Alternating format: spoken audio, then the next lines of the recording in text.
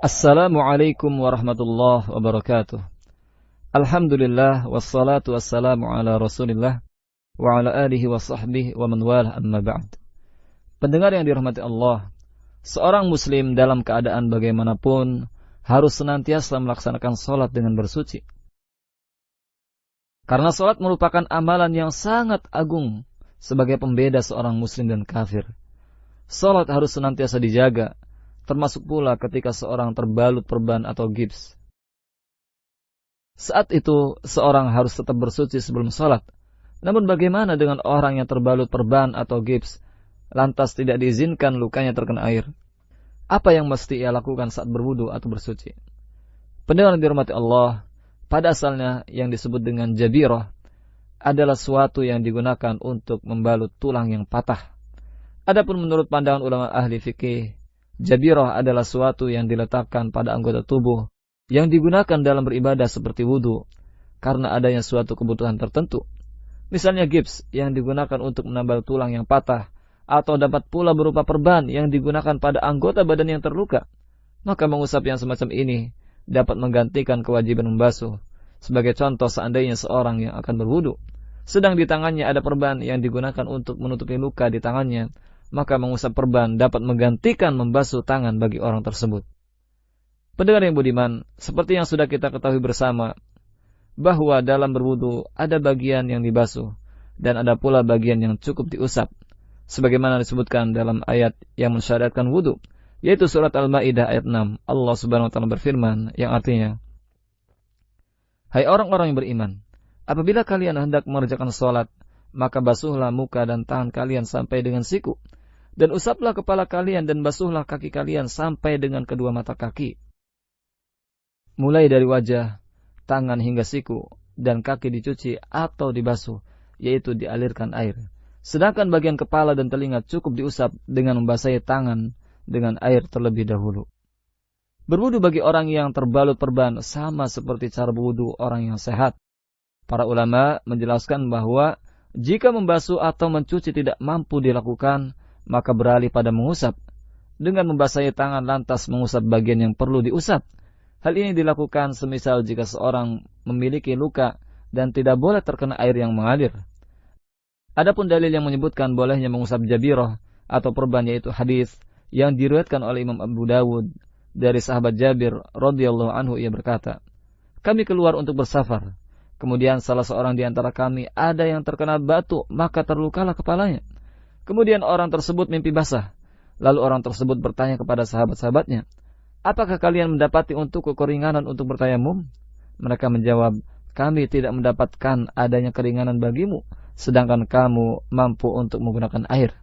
Kemudian orang tersebut mandi lalu meninggal. Kemudian setelah kami sampai kepada Rasulullah SAW, aku memberitahukan kepada beliau tentang hal ini. Kemudian beliau SAW bersabda, 'Mereka telah membunuhnya, semoga Allah membunuh mereka. Mengapa mereka tidak mau bertanya jika mereka tidak tahu? Sungguhnya obat dari tidak tahu adalah bertanya. Sungguhnya cukup baginya untuk bertayamum dan menutup lukanya tersebut dengan potongan kain. Kemudian dia cukup untuk mengusapnya.' Pendengar yang budiman, jika ada luka pada salah satu anggota wudu, maka luka tersebut bisa jadi terbuka atau bisa jadi tertutup dengan perban. Hal ini memiliki beberapa tingkatan, di antaranya yang pertama, luka tersebut dalam keadaan terbuka dan tidak membahayakan baginya jika terkena air. Dalam keadaan ini tetap wajib untuk membasuh anggota badan yang luka tersebut. Kemudian yang kedua, luka tersebut terbuka akan tetapi dapat membahayakan jika terkena air. Dalam keadaan ini wajib untuk mengusap anggota badan tersebut tanpa harus membasuhnya.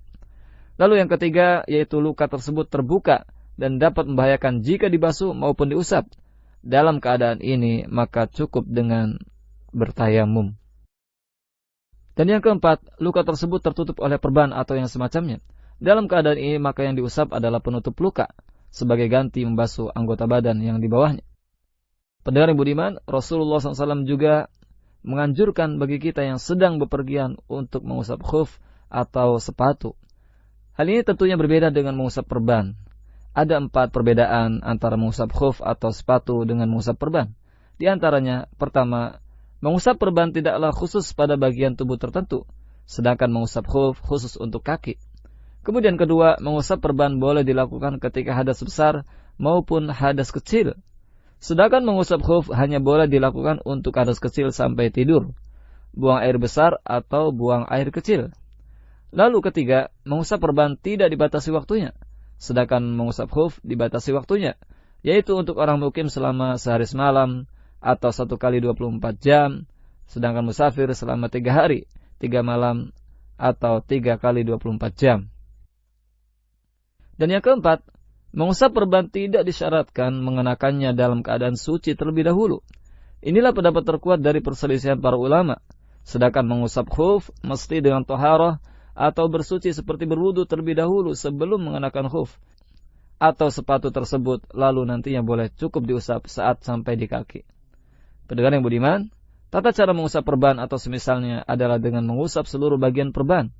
Karena pada asalnya mengusap perban adalah sebagai pengganti dari anggota badan yang diperban. Sementara disebutkan dalam sebuah kaidah, hukum pengganti adalah sama dengan yang digantikan.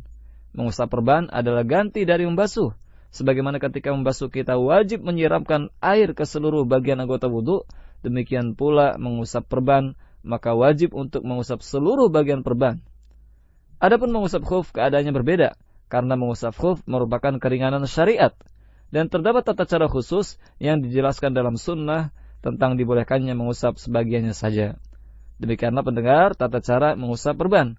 Semoga Allah Subhanahu wa taala memberikan taufiknya supaya kita dapat mengamalkan tata cara tersebut. Amin ya rabbal alamin.